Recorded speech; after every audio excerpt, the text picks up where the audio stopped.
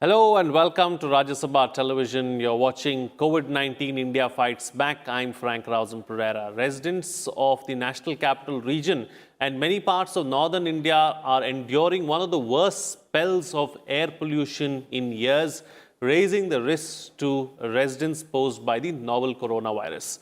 Pollution in New Delhi had almost disappeared earlier this year when the government imposed a nationwide lockdown to stop the coronavirus. But the curbs have been lifted and the pollution and the virus are back with a vengeance. Delhi's overall air quality index, which includes the concentration of PM 2.5 particles as well as bigger pollutants, has stayed above 400 for several days now.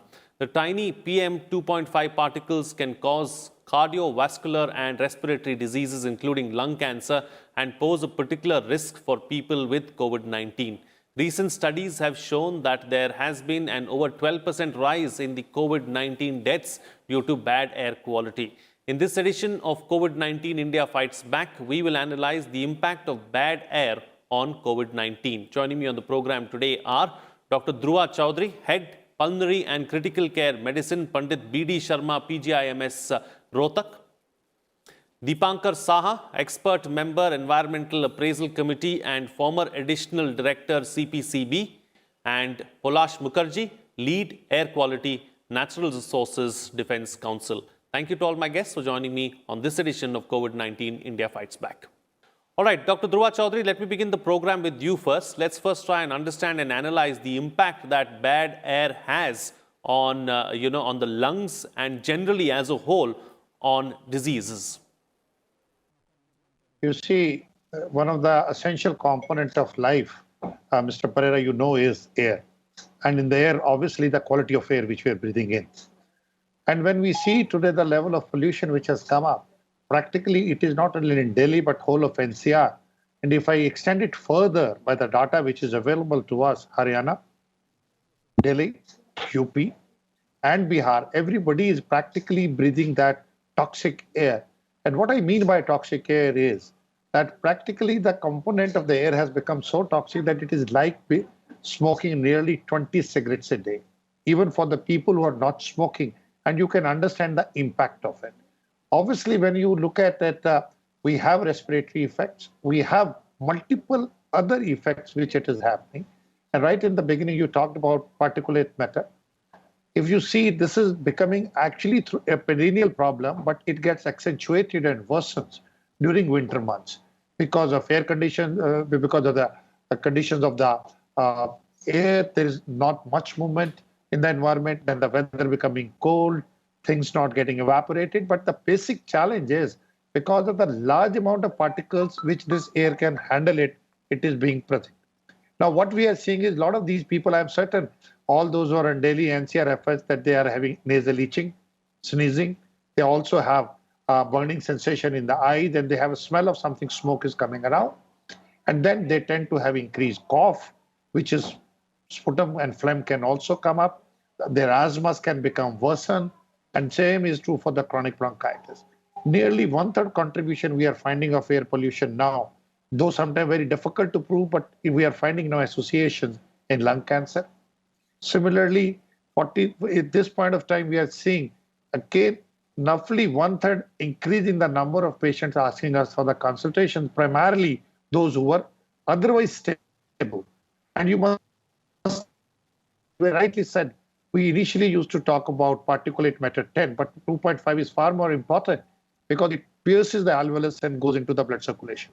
And once it enters into the blood circulation, it is free for all for it. It goes and gets impacted in different areas. So we see nearly one-third increase incidences of stroke. We see instead that is a brain stroke, like you have a heart attack, brain attack is there, and cardiovascular incidences, they go really up. In fact, the biggest killer in the short term turns out to be cardiovascular. And over the long term, you are seeing bronchial asthma, COPDs, lung cancers, and it promotes other. And not only that, it affects your pregnant ladies a lot. And it is leading on to premature births. And what one is seeing, an elegant study came from China, which showed that people who were staying within 500 meters of the main roads, when their children were born and they followed it up, they had a low IQ levels. So it is practically affecting day-to-day life of every single individual. And we must realize to the threat which it is causing to the quality of the life. And in the daily adjusted tables, if you see it in India, air pollution is one of the top ones. Absolutely, absolutely. I mean, the situation is extremely grave. The doctor has just pointed out how bad the situation is and what kind of an impact it can have really on the common man. And it's shuddering to think what kind of long-term impact that it is likely to have. So, Dr. Dipankar Saha, let me bring you into the picture now. So we are dealing with a twindemic, if I can call it that. We have the pandemic on one hand and you have this bad air on the other hand. So clearly they are going to intertwine at some point in time and create or cause havoc. Air pollution is a common phenomenon in the winter season, particularly in the Indo-Gangetic Plain and northern India. Because of geographical position, we are bound to get it every year. There is no escape gate other than controlling the emissions at the ground level. This is the simple fundamental I would like to tell and request all my colleagues, all my citizens living in those areas, particularly in the winter days. And air pollution is such a thing that goes inside our breathing system and circulates around our body, including brain, heart, excretory system, everywhere. It can go anywhere and everywhere and may cause health disease. But the relationship between the air pollution and the COVID-19 has not yet established. But those who are already infected with COVID-19, they are really at danger. That much we can conclude, and the statistics also say so. So having understood this theory and the basic fundamentals of air pollution and COVID-19, I would suggest wherever we are not able to maintain social distance, please use mask and always keep yourself clean. Absolutely. Since you're talking about masks, Polash Mukherjee, there's, varying inputs really as far as the masks are concerned. Clearly, yes, it is best to wear a mask at this time to ensure that we deal with the pandemic also on the one hand and the bad air too. But, do we need to wear different kinds of masks for both these things that we are dealing with? Because in the beginning there was an advisory that was put out that maybe N95 masks are not going to be as effective against the coronavirus, but as far as the pollution is concerned, N95 masks is a given. That's right. I mean, N95 masks are really your barrier against infiltration of particulates, like Dr. Chaudhary just told us. These particulates are extremely small, and they're small enough to go right through our nasal hair and into the nasal passage and directly into the bloodstream, and thereby affect a whole range of bodily physiological functions. As far as masks are concerned, I think there was an advisory earlier that specifically spoke about masks with respiratory valves, and these valves were meant to make it easier to breathe. But the point there was that the valves would also let out some of the air from your respiratory passage, and therefore be less effective in containing the COVID particles from an infected individual. But as far as COVID and air pollution is concerned, there is a growing amount of evidence from across the world that these two are quite closely correlated, and in the sense that prolonged exposure to air pollution, we know, and Dr. Chaudhary can back me up here, definitely weakens your body's physiological response, both in the acute and in the chronic terms. And this weakened condition makes an individual who has prolonged exposure more susceptible to severe forms of COVID. And therefore, that is the correlation there. That is one evidence. And the other evidence that is now emerging really is that although COVID-19 cannot be transmitted through air, it can latch on to some of the larger particles in the air, the PM10 or the PM2.5.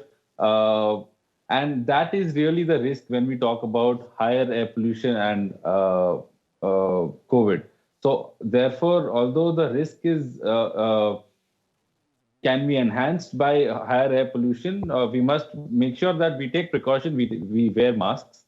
I would just like to add here that what you started out with, Frank, that this year really showed us what clean air was. Delhi had really clean air earlier in the summer. And this only highlights the importance of public health and public health interventions going ahead. And the importance of clean air in our cities to have healthy, sustainable cities and sustainable communities where we live. Absolutely. Absolutely. All right. So taking the discussion forward and talking about this correlation, let me bring you in, Dr. Chaudhary. As far as, yes, there is not much evidence and no conclusive evidence really as to, how bad air really impacts COVID-19 patients or people who have some kind of an issue breathing and, those kind of aspects. But isn't it safe to assume, like Polash was just pointing out, that bad air is going to lower the immunity and thereby the risk for contracting COVID-19 and also ensuring that the body's measures to fight it are going to be far more weakened? See, Polash has been spot on. And I simply say that if you really look at it from the scientific perspective, these are the foreign things along with the chemical thing which we look at, nitrous oxide or whether sulfur dioxide or your ozone. They all are extreme irritable of a respiratory tract. And we know today that the receptors to which this virus attached, it gets heightened, its activity increases and Mach number that, let's say if it is X, it becomes 4X, 5X. Arbitrarily, I'm saying so. That means the number exponentially increases because they get activated and expressed. So you can have a large load which can come and attach A. And secondly, as he has very rightly, the immune responses, which are primarily like cell-mediated, which you talk about clearance, it gets twisted or it gets directed or diverted away from that, and then different immune responses come up. So combination of these two things together is important. And that's what we are saying. It's a double whammy today. It's a double attack. One attack is of a pollution, and second is an attack of a virus. Irrespective of the fact, now today it is a COVID, earlier it used to be influenza, you have other viruses. So once you have an injury, you have a second injury, you can very well imagine and extrapolate how it is going to behave. So that is one part. And data is emerging now. From the China we know, from Europe we know now, nearly more than 2 times morbidity, mortality is there. These people who are there, and from the past, if you learn it, those people who had a SARS-CoV, there was nearly 2 times extra chances of probability of 2-4 people dying, where there was a pollution and you had a severe acute respiratory system infections is there. Therefore, I think that association is there. So probably people may not be willing to accept it straight away in terms of, because the effects, they come indirectly. And we all know that the London smog led to more than 4,000 deaths, and it created that, and that led to the cleansing of that city. And Polash is very right. As a childhood, I remember in the surroundings of North Haryana, from where, like at University Campus Kurukshetra, we used to sleep outside, and that we could see the stars. Our children, our generations, probably they may not have seen the Milky Way, but we saw it. So probably it tells us where the problem is. Its health effect, no doubt about it. Respiratory, we all talk. Cardiovascular are the ones which kill people most of the time, much early. We are starting seeing its effects, as I said earlier, on pregnancy, and now our younger generation. Probably we may land up with the coming times, only because these are longitudinal things, not cross-sectional. But enough data is there, again in short, that yes, both of them are going to be a big problem along with it. And therefore, we have to be very careful.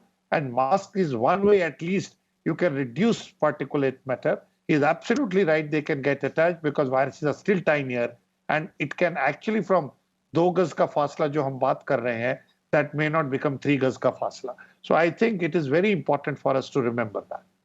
Absolutely. These are some small things that we can do. Wearing a mask is the most basic and simplest of things. And that's something that, the Prime Minister and everybody, the government and the medical practitioners have all been saying it for several months now. So that's something that we can do to ensure that we keep the pandemic away. In the meantime, Frank, the only thing I would like to intervene about the mask is that in the hospitals, we do not recommend that mask with the valves, because if somebody is having COVID, can spread it to somewhere else. So in the outdoor, if you're wearing, I have no issues. But if you're wearing within a close quarter, please avoid mask with the valves. I know it reduces the work of breathing. It makes things much easier. But if you are going into a crowded place, they are to be avoided. And if somebody has sore throat, it's better to put a surgical mask over and above if you have that. Since we are here, Dr. Chaudhary, and since can we Yeah, clarify please. one aspect? Since we're talking about these masks, would it then be the Ji. safest thing to do to wear an N95 mask without a valve? Would that be the most safest and the most appropriate mask for anyone could wear right now? That's what we are doing it, but very important with the N95 mask also, in terms of safety from viruses, to see it is a fit check should be there. There should not be any leak. Because quite often you will see, especially like I wear specs, Dr. Sai is also wearing, if these are not checked up for the fit thing, you get a lot of moisture on your specs. Therefore, fit check is must. And once that is there, it appropriate for your, it's a good one which can be there. But nevertheless, surgical mask can take care of nearly up to 80 to 85% of the things which are there. So wear something, but preferable surgical. And if you can have a N95 mask, they are going to be still better. Okay, all right. So, Dr. Saha, let me take you back to your opening remarks where you said that, this is a natural phenomenon. This is something that happens every year. It's something seasonal, and we see this every year, and there's no two ways about it. But what do we do so that we can limit the damage?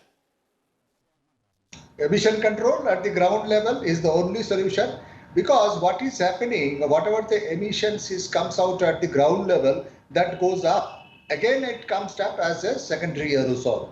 And most of the organic and inorganic components, they convert into natural soluble secondary aerosol, and that creates haze. And that's why the PM10 amount is increasing in the atmosphere.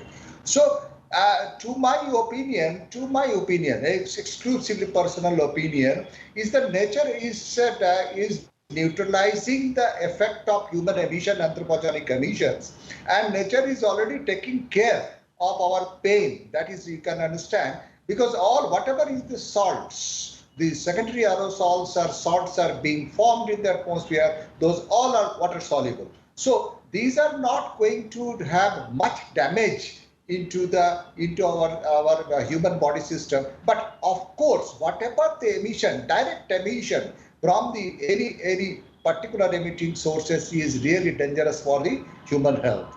Now, coming to the mask issue, what Professor Chaudhary has told us, let's not identify only an N95 mask. I would suggest any fabric mask having 3 layers. 3 layers is mask, and it should be fabric so that one can wash and use repeatedly, so that they will not have the other problem of disposal of this mask here and there. This is again another issue is coming up. So I would suggest in that way, and again I will not suggest use of any type of valves, because natural breathing system follows a systematic rule, and once you are adapting and putting up some valve, you will be under the control of that valve. So though I am not a medical practitioner, but by virtue of my education, human physiology and all these things, I know the respiratory system is required to be maintained by its own, not by the valves. Thank you. Right. So, Pulash, as far as dealing with air pollution is concerned, there have been several efforts that have been made to try and deal with it, to try and tackle it, to try and bring it down. What more needs to be done, do you think, and how do we address it, on a war footing?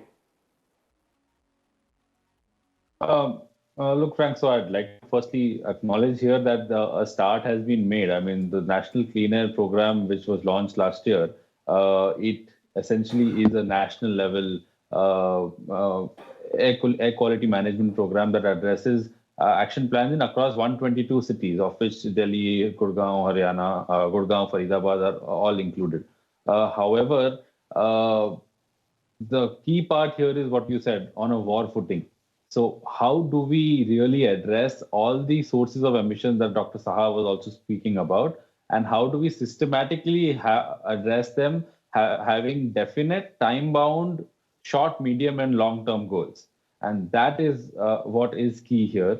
And I think the NCAP has set out targets of 20 to 30% reduction of particulate matter levels.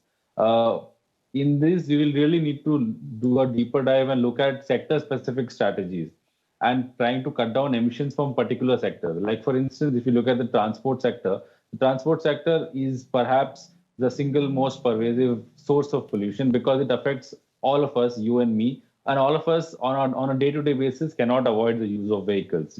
Like Dr. Chaudhary said, we also live close to the roads, and a considerable part of the toxicity and the quantum of road dust is generated from vehicles.